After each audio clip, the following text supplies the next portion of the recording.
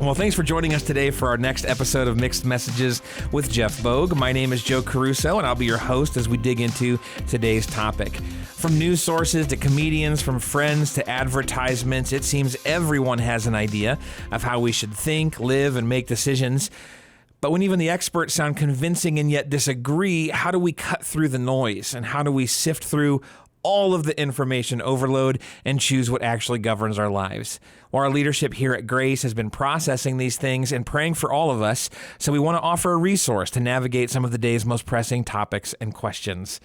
Jeff? Yes. ¿Cómo estás? How you doing, buddy? Ian. Good. Hey, good response. Yeah, thank you. Yep, you fall into that category. I have a bunch of friends who it seems like no matter how much language they're exposed to, their vocabulary stays at like 4 words. I think I have like a disability. Like I can't pick up other languages. I can't read other languages. I can't do. And then I go somewhere with you or with Heidi, and like you guys are like trilingual. Heidi's trilingual. Heidi is, yeah. And I'm just like so I just take you guys with me. It solves all those problems. And I just pretendo. It's really good. Well, here's today's question.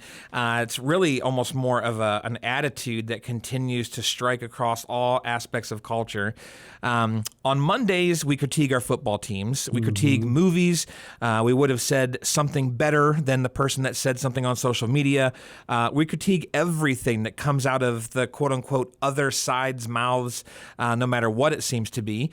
We critique those that like things that we don't. We tell people that they don't know what pizza is just because they've never had it at their favorite pizza place. We talk about that singer being pitchy. We talk about how that person dresses weird or that's a terrible driver. Gosh, it just seems like our culture worships criticism. Mm-hmm. How do we snap out of it? And you better give a good answer. I'm going to blog about it. Well, I don't know if we can snap out of it as a culture. I think sometimes we take these big cultural problems and we come up with these unrealistic answers. Like if everybody just, kind of a thing. And I'm like, yeah, that's never going to happen. Right. So I think the question is me, and how do I snap out of it, and how do I live a life that is positive in these things. So I think the scripture would say a couple things. One, I think the Bible would say the heart is out of the heart flows our words, right? So the heart is the wellspring of life. Out of the overflow of the heart, the mouth speaks, the Bible says. And so when I am speaking critically, I'm speaking cynically, when that is my tone, when everything is snarky and sarcastic, and Jesus would immediately direct us to kind of like look into your heart, right? So your mouth is one of the clearest indicators of your heart, and what you're saying and the jokes you're making and the tone you're taking is all about the heart position, right? And so I think we have to start there. And so I think looking and saying, God, whatever is driving this criticism, whatever is driving this combativeness, the spiritual element of that, would you speak into that? Would you address? Would you correct? Would you encourage? I think that's a part of it. So sometimes when we talk about words, or we talk about the tongue, is what the Bible would call it, we think that that's an issue of self-control. And it's not. It's an issue of God's definition within us, because out of the overflow of the heart, the mouth speaks. So that's the one thing. The other part of that then is this, that the heart and the brain are very deeply connected to each other, right? Absolutely. And so the other part of this that the scripture I think would clearly speak about is our thought process. And what the Bible would say is things like this, like whatever is pure, whatever is right, whatever is good, whatever is admirable, and the list kind of goes on. Think about such things. And so when I feel cynical or feel critical, it's usually because I've been filling my brain with cynical and critical things. Sure. Right? So I'm the most cynical about politics when I listen to the right podcast or the right talk radio. I'm the most critical of Baker Mayfield when I listen to his critic critique him. Sure. Yep. And I know there's times I do this quite often. Like if I'm driving home and I've had a long day, like I have satellite radio in my truck, and I like podcasts too. Fancy man. Yeah, fancy. Because who can get satellite radio or a podcast without being super fancy? Those things are so unavailable to all of us.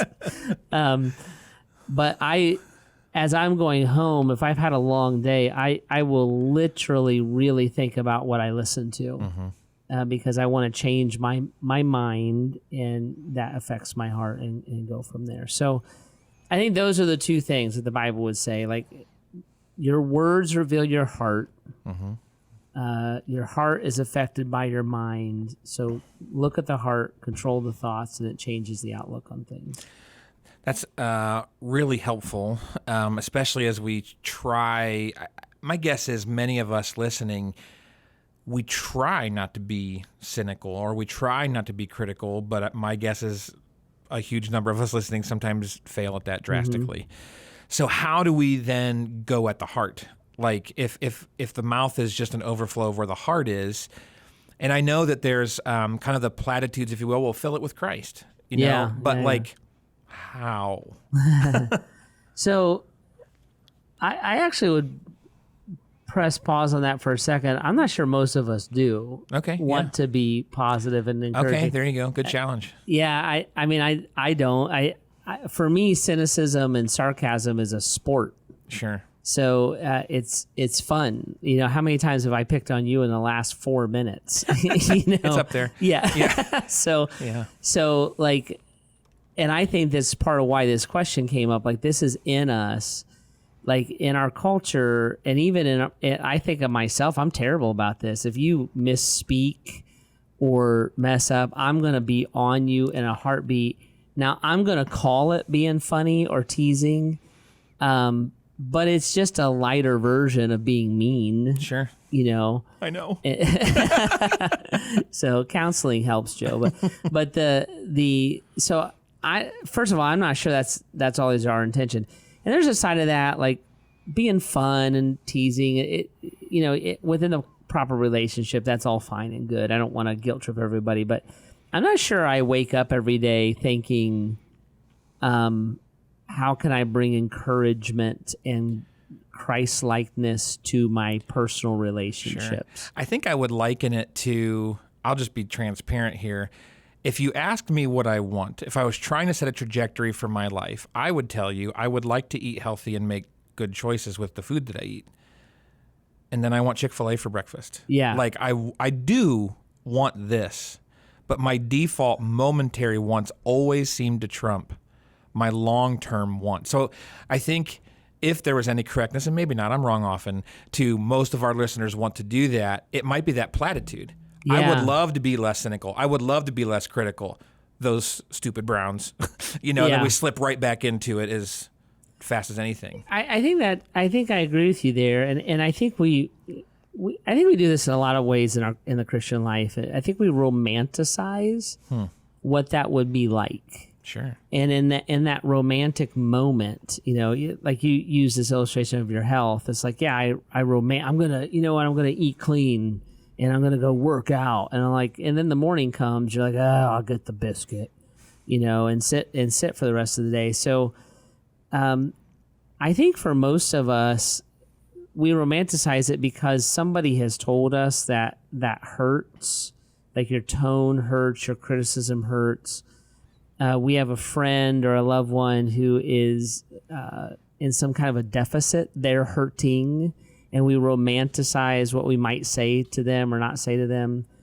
Actually doing it, I'm like, most of us don't, and so we tend to think, if I'm not a naturally positive person, then I am what I am. And those guys are just naturally positive, and I'm just not. Does that make sense? Yeah. So I think it starts there a little bit, So like, how do I do this? I'm like, I think you have to take it to prayer. I think it's like any other sin, that the tongue is tamed by God. and because it comes from the heart.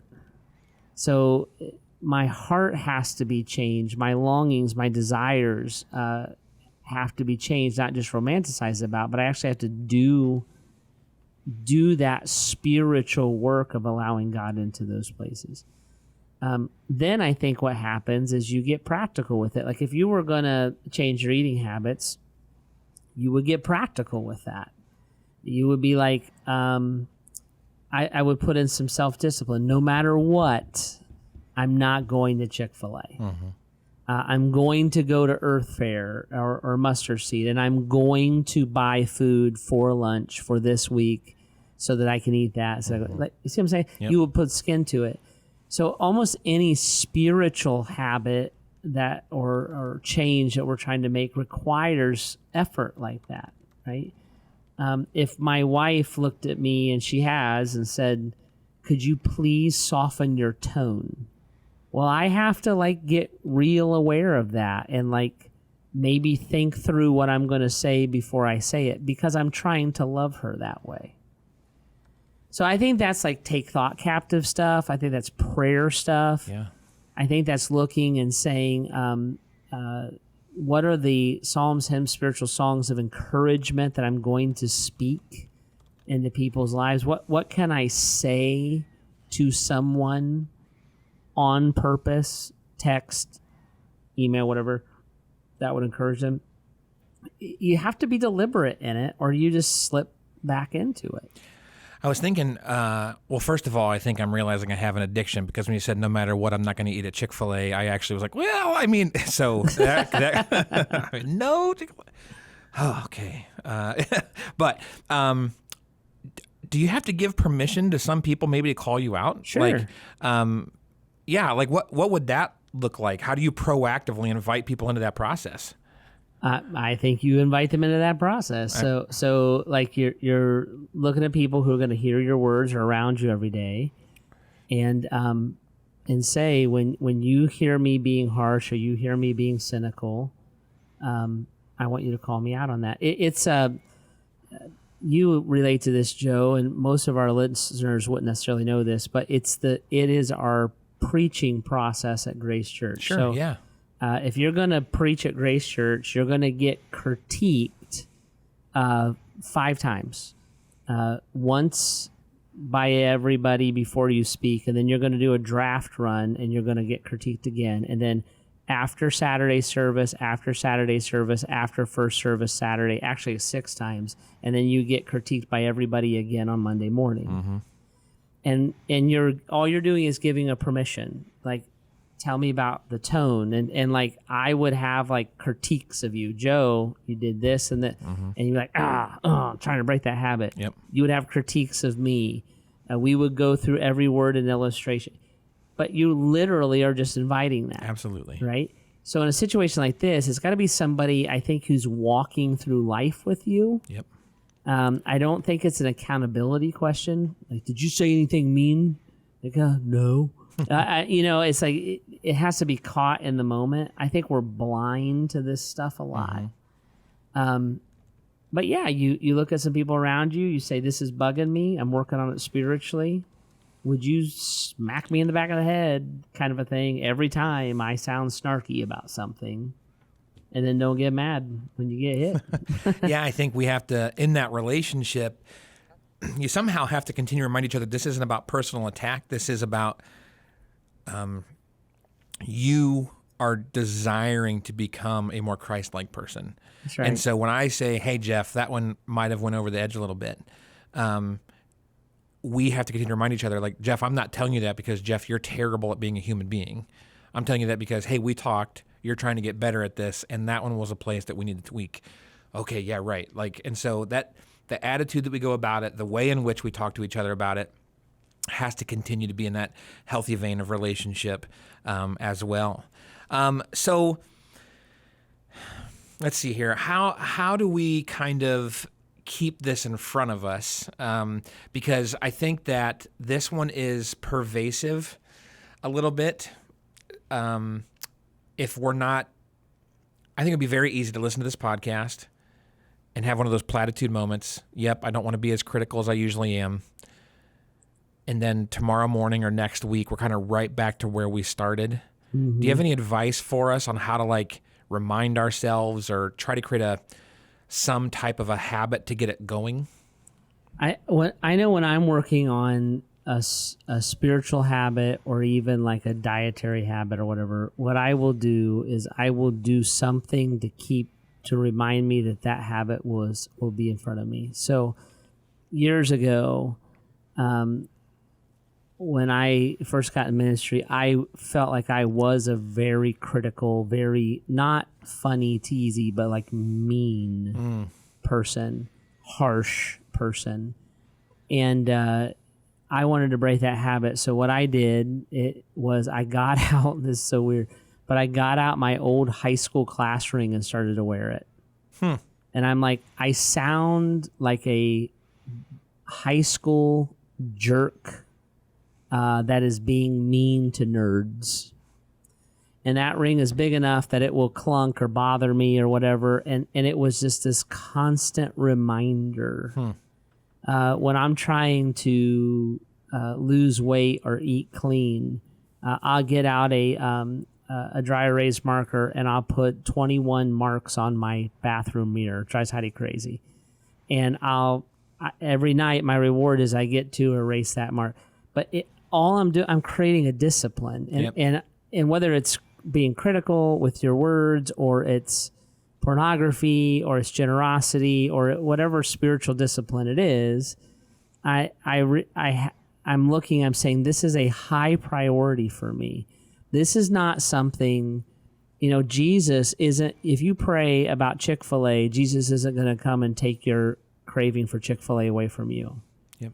But he is going to empower you. And I like to say you join God, right? And when I'm trying to create a habit, I'm doing that. I have to do it very deliberately. If you're trying to save money for something, you have to deliberately save money. It just doesn't appear because you decided to do it.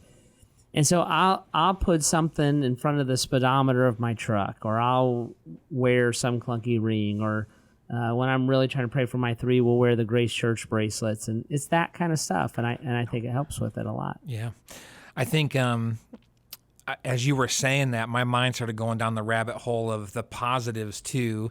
For instance, you mentioned sports radio earlier. That one actually got me a lot up until about 2 years ago. Yeah. I'd walk into appointments honestly fired up about something that some guy said. I'd either be mad at the sports team or I'd be mad at the guy on the radio for trying to get me mad. Yeah. It's like one way or another it's working. And I don't know if it was just I wasn't in the car during quarantine at the beginning of COVID or what, but like I was starting to subconsciously take that habit away. And I started to listen to it a couple weeks ago. I wanted to hear after we won against Minnesota. The Browns beat Minnesota a couple weeks ago. I wanted to hear kind of like, yeah, blah, blah, blah, blah, blah. And they were still mean and snarky and critical. And instead of what I used to do, which is just keep listening, I'm like, I'm done. Yeah. And turned it to something else. And that habit was awesome. And so it's the positive things too of, put a Post-it above your car dial, or something. It's just like, don't do the thing you normally do. But that's really helpful. Yeah. And that's where I think the thought captive and think about what is pure, admirable, noble. I found myself doing that with political podcasts and radio. I had to turn it off. I mean, it's so poisonous. It's so unedifying, fruitless. I already know my positions. I already know my opinions. It's not like something new has happened that I'm investigating. And it really changed my mood. I'm like, it's fascinating. When I look at the world through the reality of my own life, it's not nearly as bad as they say it is.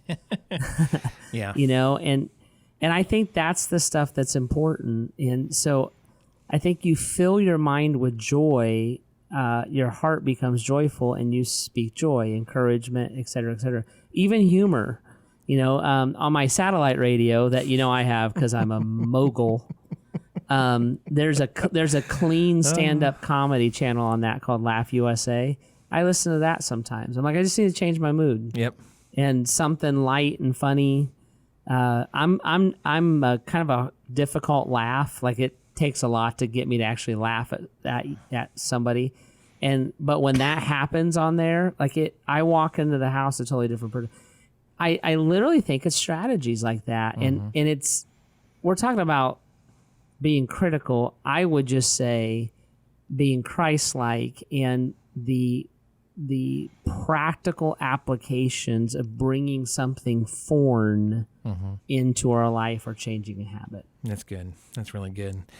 Well, thanks everyone for listening to this. If there's a question that you'd like to submit, maybe there's a follow-up to this, you can always do that at bath.gracechurches.org/mixed messages. We'd love to get to that as soon as we can and continue to dig into topics just like this. If there's anything that we can help you to do, maybe you want one of those reminders or you need some resources on this, let us know. We'd love to help you out. And if you want more of what you're hearing, make sure you subscribe, follow, rate, and review this podcast. If you're in the area and you're looking for a church family, we'd love for you to join us in person on the weekend. Or if you're out of town and kind of exploring things, you can always join us online too. Well, thanks for jumping in with us today as we continue to seek God's voice through all the mixed messages around us. We'll see you next time.